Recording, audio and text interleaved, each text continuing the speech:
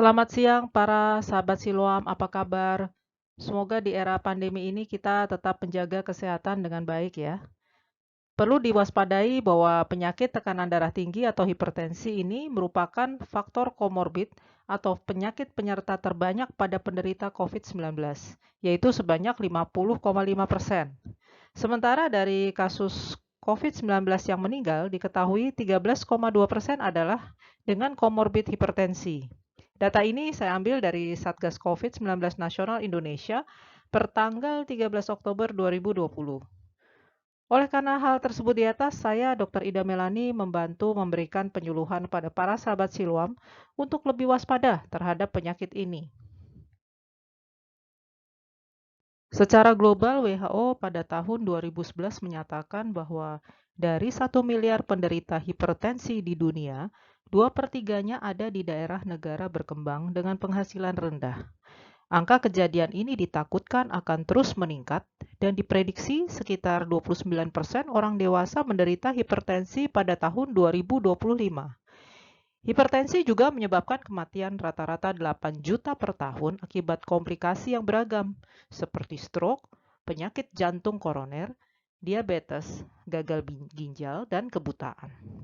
Stroke sebesar 51% dan penyakit jantung koroner sebesar 45% adalah penyebab kematian tertinggi sebagai komplikasi penyakit hipertensi.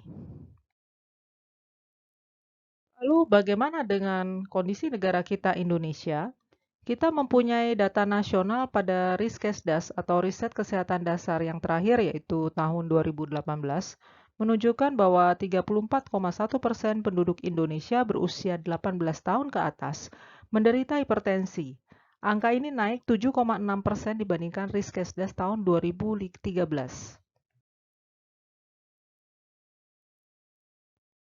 Para sahabat Siloam perlu mengetahui pada angka berapa tekanan darah seseorang dicap sebagai penderita hipertensi.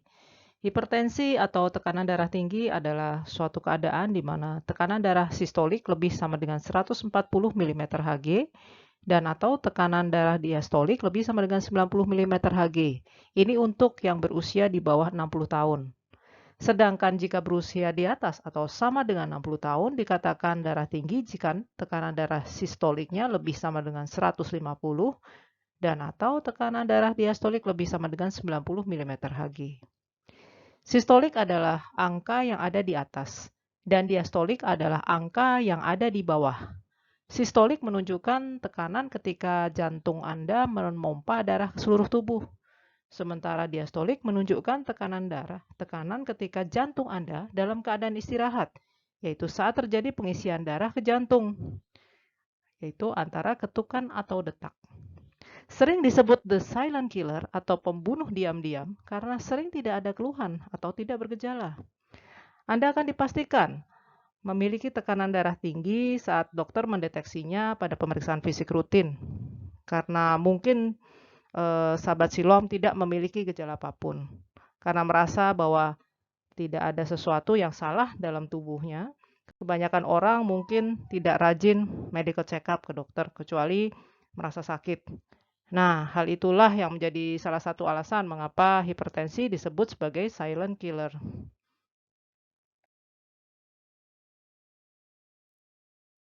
Sahabat Siloam perlu tahu mengenai gejala-gejala yang perlu diwaspadai jika memiliki tekanan darah tinggi, yaitu sakit kepala atau migrain, rasa berat di tengkuk, mata berkunang-kunang, sulit tidur, mimisan, lemah dan lelah, nyeri dada, serta berdebar-debar. Seperti yang sudah dijelaskan sebelumnya, bahwa belum tentu semua orang hipertensi mempunyai gejala-gejala tersebut di atas. Bahkan ada juga yang tidak bergejala. Justru yang tidak bergejala atau tidak memiliki alarm tubuh yang baik, inilah yang lebih berbahaya. Sehingga sering terjadi komplikasi mendadak seperti serangan jantung dan stroke. Sahabat Siloam mungkin sudah ada yang pernah mendengar adanya istilah white coat hypertension atau hipertensi jas putih dan mask hypertension atau hipertensi terselubung. Penderita kedua jenis hipertensi ini tekanan darahnya kadang normal dan kadang tinggi. Pada akhirnya akan menjadi hipertensi yang sesungguhnya atau hipertensi yang menetap. di mana tekanan darahnya terus-menerus tinggi. Pada white coat hypertension atau hipertensi jas putih, itu adalah keadaan di mana tekanan darah meningkat saat diperiksa oleh dokter berjas putih atau perawat berbaju putih di fasilitas kesehatan. Tetapi punya tekanan darah yang normal saat di rumah atau saat menjalankan kehidupan sehari-hari. Puncak kenaikan tekanan darahnya biasanya 2-4 menit sejak dokter datang. Penyebabnya bisa karena ada aktivasi saraf di kulit dan hambatan saraf simpatis terhadap saraf di otot pasien yang sedang diperiksa dokter. White coat hypertension perlu pemantauan tekanan darah secara berkala. Sedangkan untuk mask hypertension atau hypertension terselubung mempunyai tekanan darah yang normal di fasilitas kesehatan, tapi di tempat lain atau di rumah tekanan darahnya tinggi. Sering terjadi pada orang-orang yang setelah berolahraga melakukan pengecekan tekanan darah. Para sahabat Siloam perlu ketahui apa saja faktor-faktor yang berisiko menimbulkan hipertensi. Ini dibagi dua macam, yaitu yang pertama faktor risiko yang tidak bisa diubah atau tidak dapat dimodifikasi, yaitu seperti umur, jenis kelamin, dan genetik. Dengan bertambahnya umur, risiko terkena hipertensi menjadi lebih besar. Pria mempunyai risiko 2-3 kali lebih banyak mengalami peningkatan tekanan darah sistolik dibandingkan wanita. Setelah memasuki menopause, angka kejadian hipertensi pada wanita meningkat, terutama setelah usia 65 tahun. Ini akibat faktor hormonal pada wanita. Jadi, pada wanita pada usia lebih dari 65 tahun, prevalensi atau angka kejadian hipertensinya lebih tinggi daripada pria. Kecenderungan untuk memiliki tekanan darah tinggi akan lebih tinggi lagi jika ada keluarga dekat yang sedarah yang juga memiliki hipertensi di usia muda. Dan faktor resiko hipertensi yang kedua yaitu faktor hipertensi yang bisa diubah atau dimodifikasi. Ini biasanya dikarenakan perilaku hidup tidak sehat, meliputi kegemukan atau obesitas, kurang aktivitas fisik alias mager, diet kurang sayur dan buah atau rendah serat, pada para penderita kolesterol tinggi, perokok aktif maupun pasif, konsumsi alkohol berlebihan, konsumsi garam yang berlebihan lebih dari 5 gram per hari, dan stres pikiran yang tidak bisa teratasi. Sebagai faktor risiko yang bisa diubah, obesitas atau kegemukan bisa kita ukur dengan indeks massa tubuh, yaitu berat badan dibagi tinggi badan kali tinggi badan. Dikatakan obesitas jika indeks massa tubuhnya lebih dari 27, disertai lingkar perut lebih sama dengan 90 cm pada laki-laki dan lebih sama dengan 80 cm pada perempuan. Pada orang gemuk memiliki peningkatan jaringan lemak yang juga bisa meningkatkan hambatan aliran pembuluh darah sehingga jantung bekerja lebih keras untuk memompa darah ke seluruh tubuh. Kegemukan bisa terjadi dikarenakan mengkonsumsi makanan rendah serat secara berlebihan seperti daging serta produk susu. Jika kita memeriksakan kadar kolesterol dalam darah, perlu diketahui yang dimaksud kolesterol tinggi adalah jika nilai kolesterol total di atas atau sama dengan 200 mg per desiliter dan atau kadar lemak jahat di atas atau sama dengan 130 mg per desiliter. Lalu bagaimana kandungan dalam rokok bisa memicu tekanan darah tinggi? Ini adalah alasannya. Yang pertama, nikotin di dalam rokok bisa menyebabkan peningkatan tekanan darah dan frekuensi denyut jantung. Nikotin yang masuk ke dalam tubuh akan memberikan sinyal pada otak untuk melepaskan hormon adrenalin. Hormon ini akan menyebabkan diameter pembuluh darah menjadi mengecil, sehingga beresiko terjadinya peningkatan tekanan darah. Lebih jauh lagi, zat berbahaya tersebut dapat menimbulkan kerusakan pada dinding pembuluh darah, yang pada akhirnya menyebabkan menjadi lebih kaku, atau dikenal dengan istilah aterosklerosis. Kondisi ini juga berkontribusi terhadap naiknya tekanan darah. Lalu yang alasan kedua, selain nikotin, rokok juga mengandung tar. Saat tar mengalir dalam sistem peredaran darah, maka bisa memaksa jantung untuk memompa darah lebih kuat, sehingga dapat meningkatkan tekanan darah dalam tubuh. Di sisi lain, tar terbukti dapat mempercepat proses aterosklerosis dan pada akhirnya dapat membuat tekanan darah semakin meningkat. Alasan ketiga yaitu kandungan karbon monoksida dalam rokok bisa meningkatkan kekentalan darah, sehingga menyebabkan peningkatan tekanan darah pula. Di samping itu, karbon monoksida juga mudah berikatan dengan hemoglobin dalam darah. Akibatnya bisa mengganggu ikatan hemoglobin dengan oksigen yang dibutuhkan tubuh. Dan tubuh pun bekerja lebih keras untuk bisa mendistribusikan oksigen ke seluruh tubuh. Berbagai pengaruh alkohol terhadap tekanan darah jika dikonsumsi berlebihan yaitu yang pertama, alkohol akan mengganggu suplai darah dan nutrisi ke jantung. Yang kedua, alkohol bisa mengganggu fungsi ginjal yang bisa mempengaruhi pembentukan enzim angiotensinogen yang dapat meningkatkan tekanan darah. Dan yang ketiga adalah bisa menurunkan kadar magnesium darah sehingga bisa meningkatkan tekanan darah juga. Jika tekanan darah tidak terkontrol dengan baik, maka bisa mengakibatkan berbagai komplikasi pada beberapa organ tubuh kita. Seperti pada otak bisa menyebabkan stroke, gangguan fungsi ginjal yang bisa menyebabkan gagal ginjal yang harus cuci darah. Pada jantung bisa terjadi pembengkakan jantung dan penyempitan pembuluh darah jantung yang kita sebut penyakit jantung koroner.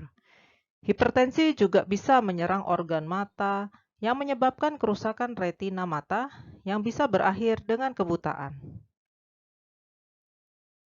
Menghadapi era pandemi COVID-19 dan melaksanakan new normal yang memerlukan telemedicine, perlu adanya PTDR atau pengukuran tekanan darah di rumah atau Home Blood Pressure Monitoring atau HBPM. Sangat dianjurkan untuk penderita tekanan darah tinggi untuk mempunyai alat tensimeter di rumah sehingga bisa sesekali waktu atau berkala mengukur tekanan darahnya sendiri. Tetapi tetap secara berkala pula berkonsultasi dengan dokter untuk mengatur obat-obat hipertensinya, baik secara tatap muka maupun dengan telekonsultasi. Oleh karena itu, diharapkan khususnya pada para penderita hipertensi perlu mengetahui bagaimana persiapan yang benar sebelum mengukur tekanan darahnya.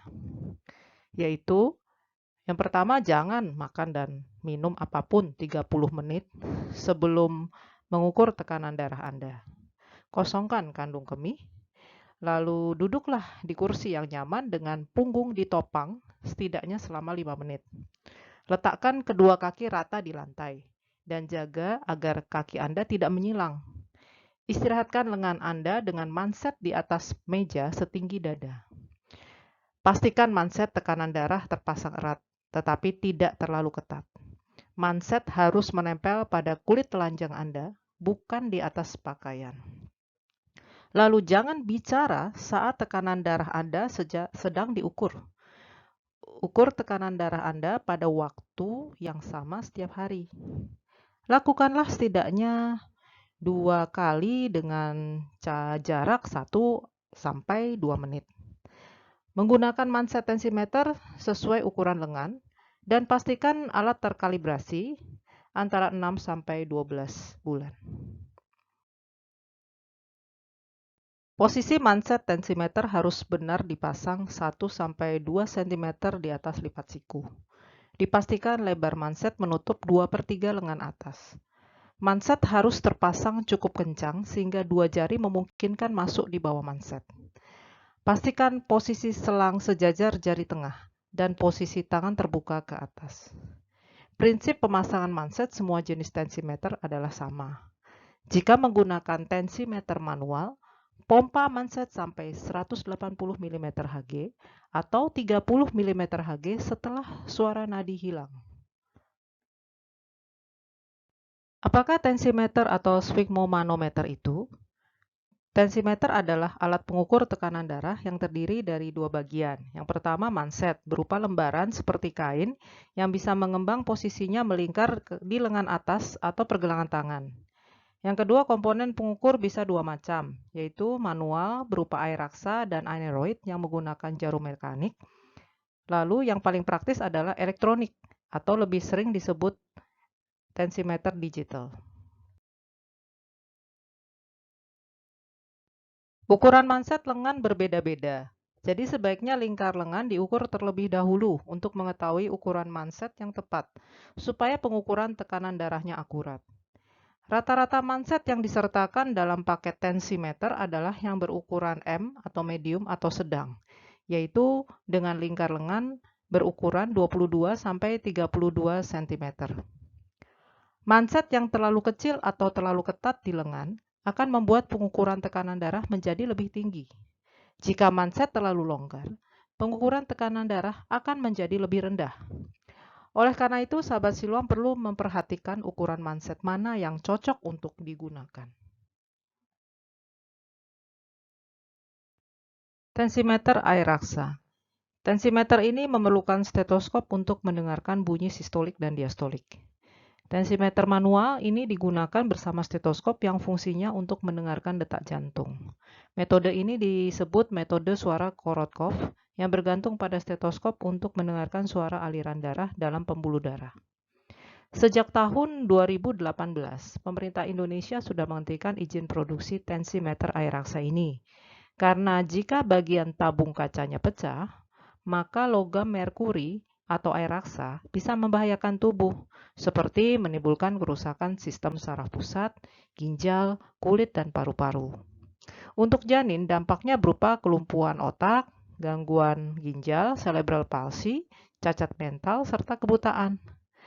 Tensimeter air raksa ini diklaim paling akurat dan harganya lebih mahal dibandingkan tensimeter manual jarum, dan alat ini biasanya dikalibrasi 6 bulan sekali. Tensimeter jarum atau aneroid paling murah di antara jenis tensimeter lainnya, dan praktis bentuknya bisa dibawa kemana-mana. Tingkat keakuratan tensimeter jarum adalah sekitar 86,7 sampai 98,7%. Tensimeter ini bebas dari air raksa, tetapi masih memerlukan keterampilan khusus, yaitu penggunaan stetoskop untuk mendengarkan denyut pembuluh darah. Untuk tensimeter digital, harganya lebih mahal dibandingkan dengan yang manual, tetapi lebih praktis untuk orang awam karena tidak memerlukan keterampilan khusus untuk menggunakannya. Alat ini kurang bisa mendeteksi untuk tekanan darah yang angkanya lebih dari 250 mm Hg. Dibandingkan tensimeter manual, tingkat keakuratan tensimeter digital masih lebih rendah, yaitu 67,7 sampai 80%.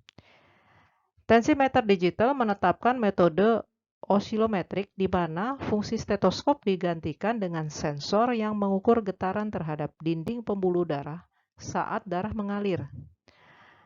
Ada dua macam tensimeter digital, yaitu yang mansetnya diletakkan pada lengan atas dan yang satu lagi mansetnya diletakkan pada pergelangan tangan. Pengukuran mana yang paling bermanfaat? Haruskah kita mengukur tekanan darah di lengan atas atau pergelangan tangan? Studi menunjukkan bahwa monitor tekanan darah pergelangan tangan memberikan hasil yang dapat diandalkan seperti pengukuran tekanan darah dari tensimeter lengan atas. Namun, seiring bertambahnya usia, pembuluh darah kita mungkin menjadi lebih sempit karena pengapuran dan pengerasan dinding pembuluh darah, sehingga pengukuran tekanan darah di pergelangan tangan menjadi lebih sulit, terutama pada orang tua, perokok, penderita aritmia jantung atau gangguan irama jantung, dan penderita diabetes. Tensimeter yang digunakan untuk Ambulatory Blood Pressure Monitoring atau ABPM termasuk tensimeter digital. ABPM adalah pemantauan tekanan darah yang dilakukan selama 24 jam, termasuk ketika pasien sedang beraktivitas maupun tidur. Hasil pengukuran ABPM akan memberikan gambaran yang lebih akurat mengenai tekanan darah seseorang. Tidak semua orang hipertensi menggunakan alat monitor ABPM ini. Alat ini banyak digunakan untuk pasien-pasien yang tekanan darahnya kurang stabil, alias naik turun tidak tentu, seperti pasien dengan white coat hypertension atau hipertensi jas putih, mask hypertension atau hipertensi terselubung, hipertensi yang tidak terkontrol, dengan mengukur rata tekanan darah dalam 24 jam, baik saat terbangun maupun tidur. Mesin akan mengukur tekanan darah tiap 20-30 menit sekali pada siang hari dan 30-60 menit sekali pada malam hari. Penggunaan alat ini harus atas saran dari dokter, dan dokter tersebut akan menganalisis hasilnya. Pengobatan hipertensi adalah pengobatan jangka panjang, bahkan seumur hidup. Sangat disarankan untuk berkonsultasi ke dokter secara berkala untuk dapat mengendalikan tekanan darah yang meliputi modifikasi atau perbaikan gaya hidup dan minum obat antihipertensi secara teratur, baik satu macam obat maupun lebih dari satu macam obat antihipertensi perharinya atas anjuran dokter. Tujuan pengobatan hipertensi adalah untuk menurunkan sekaligus menstabilkan tekanan darah serta mencegah komplikasi jangka panjang seperti penyakit jantung dan gagal ginjal. Modifikasi gaya hidup dengan pola hidup sehat yang dianjurkan untuk mengontrol tekanan darah tinggi adalah dengan menurunkan berat badan, gizi yang seimbang, yaitu DASH atau Dietary Approaches to Stop Hypertension atau pengaturan diet untuk menurunkan tekanan darah tinggi, lalu diet rendah garam, olahraga yang teratur, dan mengurangi konsumsi alkohol serta rokok. Indeks massa tubuh untuk orang Indonesia normal adalah 18,5 sampai 25, dengan lingkar perut ideal kurang dari 90 cm untuk laki-laki dan kurang dari 80 cm untuk perempuan. Penurunan berat badan idealnya adalah 0,5 sampai 1 kg per minggu. Tidak boleh terlalu cepat, karena bisa menyebabkan kelelahan, dehidrasi, gangguan keseimbangan elektrolit, serta gangguan hormonal pada wanita seperti berhentinya menstruasi. Para sahabat Siloam sekalian, yang dimaksud diet rendah garam adalah pembatasan konsumsi garam sehari-hari seperti yang terdapat pada garam dapur, soda kue atau baking powder, natrium benzoat atau bahan pengawet, dan MSG atau nama lainnya vetsin atau micin. Terdapat 3 macam diet rendah garam, yaitu diet rendah garam 1, di mana tidak boleh ada penambahan garam dalam makanan. Ini untuk hipertensi berat. Diet rendah garam 2 boleh menambah garam setengah sendok teh per hari untuk hipertensi sedang. Sedangkan yang hipertensi ringan boleh mengkonsumsi 1 sendok teh garam per hari yang dinamakan diet rendah garam 3. Dalam tabel ini yang sahabat Siloam lihat merupakan modifikasi diet DASH yang diberlakukan mulai tahun 2018 dari Kemenkes Republik Indonesia. Ini disesuaikan dengan kondisi pangan di Indonesia. Pengaturan diet untuk penderita hipertensi bukan sekedar mengurangi konsumsi garam saja, tapi beberapa jenis bahan makanan juga perlu dibatasi, seperti makanan yang berlemak atau berkolesterol tinggi. Dan secara garis besar, diet DASH atau Dietary Approaches to Stop Hypertension ini lebih menekankan mengkonsumsi biji-bijian tinggi serat, seperti gandum utuh, buah dan sayuran, serta susu rendah lemak. Keuntungan dari diet DASH ini jelas dapat menurunkan tekanan darah cukup baik, yang pada akhirnya ikut memperbaiki kesehatan jantung, serta berpotensi menurunkan berat badan dan lemak tubuh. Sedangkan kekurangannya adalah perlu waktu untuk menyiapkan makanan. Penekanan utama adalah menurunkan tekanan darah, bukan berat badan, serta sering sulit dipatuhi. Apakah minum kopi bisa meningkatkan tekanan darah? Mitos ini sering beredar di tengah masyarakat kita, dan hal ini perlu diluruskan. Meskipun hubungan antara kopi dan tekanan darah masih belum jelas, Di beberapa penelitian hingga saat ini menunjukkan bahwa asupan kopi secara teratur tidak meningkatkan risiko hipertensi. Sebuah penelitian tahun 2007 mengenai respon dosis kafein menunjukkan efek perlindungan signifikan pada orang hipertensi dengan mengkonsumsi 3 cangkir kopi per harinya. Dosis kopi dalam satu cangkir 150 cc adalah 1,6 sendok teh atau 8,3 gram bubuk kopi, setara kira-kira 95 mg kafein per cangkir. Lalu ada penelitian lain yang menyimpulkan bahwa konsumsi 200-300 mg kafein dapat meningkatkan rata-rata 8,1 mm Hg tekanan darah sistolik dan 5,7 mm Hg pada tekanan darah diastolik. Peningkatan ini ternyata hanya terjadi jangka pendek, sekitar 1-3 jam setelah mengkonsumsi kopi. Setelah itu, tekanan darah akan normal kembali. Perbedaan peningkatan tekanan darah oleh kopi berkafein dan kopi tidak berkafein lebih tinggi 1-2 mm Hg. Ketika mengkonsumsi kopi, akan ada sensasi adrenalin yang membuat orang mengkhawatirkan efeknya terhadap tekanan darah. Padahal, kopi juga mempunyai efek antioksidan untuk melindungi pembuluh darah jantung jika konsumsinya tidak berlebihan. Masih diperlukan lebih banyak penelitian lagi untuk menjelaskan keterkaitan kopi terhadap tekanan darah secara meyakinkan. Pada penderita hipertensi, sebaiknya menghindari konsumsi alkohol berlebihan atau tidak sama sekali mengkonsumsinya. Takaran minuman beralkohol yang masih diperbolehkan untuk wanita adalah 1 kali minum per hari dan 2 kali minum untuk laki-laki. Menurut guideline di Amerika, yang dimaksud 1 kali minum adalah 300 cc bir dengan 5% alkohol, 150 cc wine dengan 12% alkohol, dan 45 cc whisky yang mengandung 40% alkohol. Sebaiknya para penderita hipertensi juga berhenti merokok, karena dalam interval 20 menit atau efek terpendek setelah berhenti merokok, tekanan darah, denyut nadi, dan aliran darah tepi dapat membaik.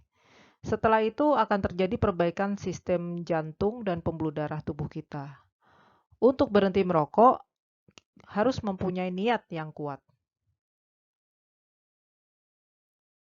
Sahabat Siloam, ada 5 jenis olahraga yang dianggap terbaik untuk penderita hipertensi, yaitu berjalan kaki, bersepeda, berenang, yoga, dan senam. Sebaiknya berolahraga setiap hari atau 3-5 kali seminggu dengan durasi 30 menit. Sebaiknya dilakukan pengecekan tekanan darah 1 jam sebelum dan 1 jam sesudah berolahraga. Obat-obat antihipertensi banyak macamnya. Saat ini ada 11 golongan obat antihipertensi yang ada di dunia. Pada umumnya, obat antihipertensi diminum 1-3 kali sehari. Bisa hanya 1 macam atau bisa 2-4 macam obat antihipertensi dalam 1 hari. Semua obat antihipertensi dikonsumsi berdasarkan resep dokter dan harus kontrol berkala ke dokter. Ada beberapa obat antihipertensi yang sudah lazim dikonsumsi oleh masyarakat kita, dan kita harus tetap waspada akan adanya efek samping seperti beberapa obat antihipertensi berikut ini. Jika sahabat Siloam timbul efek samping, setelah minum obat antihipertensi tertentu, harap konsultasi ke dokter yang memberikan obat tersebut untuk diganti dengan obat antihipertensi golongan lain. Jadi, jangan kapok minum obat hanya karena ada efek samping.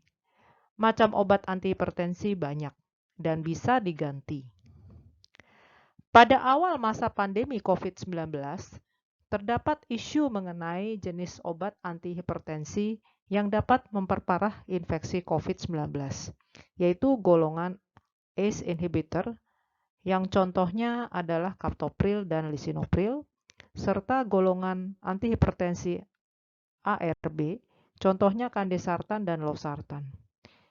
Hal ini ternyata tidak terbukti kebenarannya.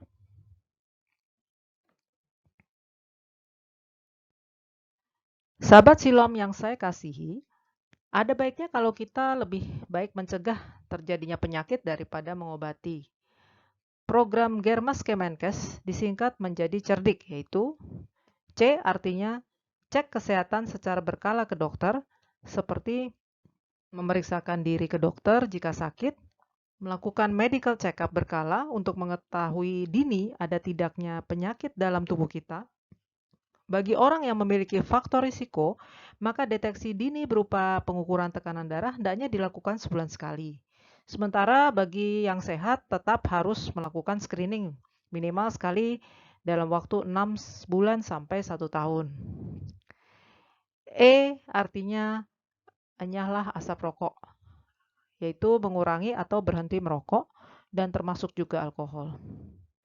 R artinya rajin beraktivitas fisik, yaitu seperti berjalan kaki, sekitar 3 km per hari atau 30 menit olahraga per hari, minimal 5 kali seminggu.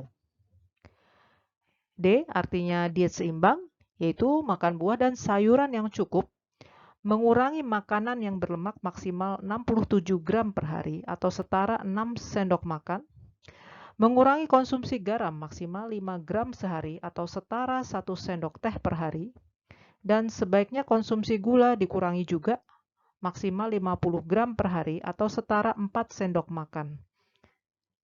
I artinya istirahat yang cukup. Dan yang terakhir K artinya adalah kelola stres dengan baik. Adapun pesan-pesan yang bisa diingat oleh masyarakat melalui program Germas atau Gerakan Hidup Masyarakat Sehat untuk mengontrol hipertensi adalah yang pertama, ketahui tekanan darah Anda, yaitu tekanan darah normal pada umumnya 120/80 mm Hg. Yang kedua, kontrol tekanan darah Anda secara teratur. Yang ketiga, hati-hati, tekanan darah tinggi sering tanpa gejala, sehingga sering disebut pembunuh diam-diam atau silent killer. Yang keempat, tekanan darah yang tidak terkontrol akan menimbulkan komplikasi. Yang kelima, pastikan ketersediaan obat di rumah. 6. Minum obat teratur dan sesuai anjuran dokter. Ketujuh, ketahui efek samping obat yang Anda minum. Dan yang terakhir, berhati-hati menggunakan obat bebas atau jamu-jamuan. Untuk penderita hipertensi tidak perlu ragu untuk menerima vaksinasi COVID-19 asal memenuhi persyaratan tekanan darah sistolik kurang dari 180 dan diastolik kurang dari 110 mm Hg. Obat pengencer darah seperti clopidogrel dan obat penurun kolesterol seperti simvastatin yang sering juga dikonsumsi oleh penderita hipertensi tidak mempengaruhi pembentukan antibodi pasca vaksinasi COVID-19. Para penderita komorbid termasuk penderita hipertensi perlu memeriksakan diri ke dokter dan mendapatkan surat keterangan layak vaksinasi COVID-19 sebelum melakukan vaksinasi.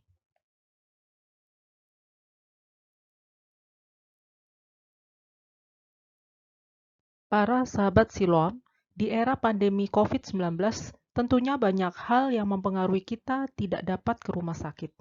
Oleh karena itu, untuk mendukung program pemerintah Republik Indonesia dalam hal telemedicine atau telekonsul dengan dokter secara online, juga tersedia di rumah sakit kami. Bisa diakses melalui aplikasi Aido Health dan bisa juga secara langsung ke nomor WhatsApp 0811 999 248 dengan WhatsApp teks. Obat bisa diantar atau berupa resep obat bisa dikirim. Yang dilayani adalah segala penyakit, termasuk penderita COVID-19 yang sedang melakukan isolasi mandiri di rumah.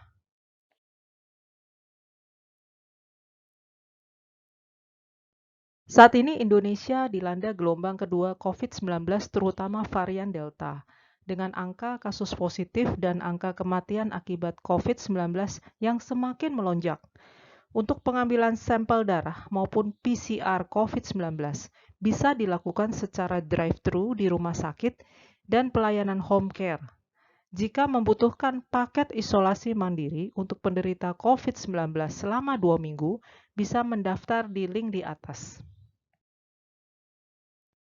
Ikuti kembali Health Talk Awam yang sudah pernah saya bawakan pada tahun 2020 lalu, yaitu tentang imunisasi dewasa apa saja yang perlu di masa pandemi COVID-19 selain vaksinasi COVID-19. Yang tak kalah menarik yaitu mengenai waspadai gejala demam pada orang dewasa di era new normal. Dan pada bulan Maret 2021, saya juga membawakan materi mengenai serba-serbi asam urat. Silakan para sahabat Siloam men-scan kode QR yang tertera di sini untuk terhubung langsung dengan IGTV Siloam Lipo Cikarang. Perlu diketahui bahwa setiap tahun kita merayakan Hari Hipertensi Sedunia pada tanggal 17 Mei. Hari Hipertensi Sedunia pada tahun 2021 ini mengusung tema Cegah dan Kendalikan Hipertensi dengan Tepat untuk Hidup Sehat Lebih Lama. Tema ini bertujuan untuk meningkatkan kesadaran masyarakat untuk melakukan pencegahan dan pengendalian hipertensi yang dimulai dari diri sendiri dan keluarga.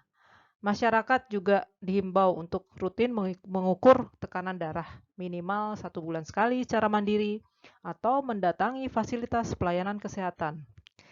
Di akhir kata, saya Dr. Ida Melani beserta tim Siloam Lipo Cikarang mengucapkan terima kasih. Semoga Health Talk ini bermanfaat bagi para sahabat Siloam sekalian. Sampai ketemu di seri Health Talk awam berikutnya.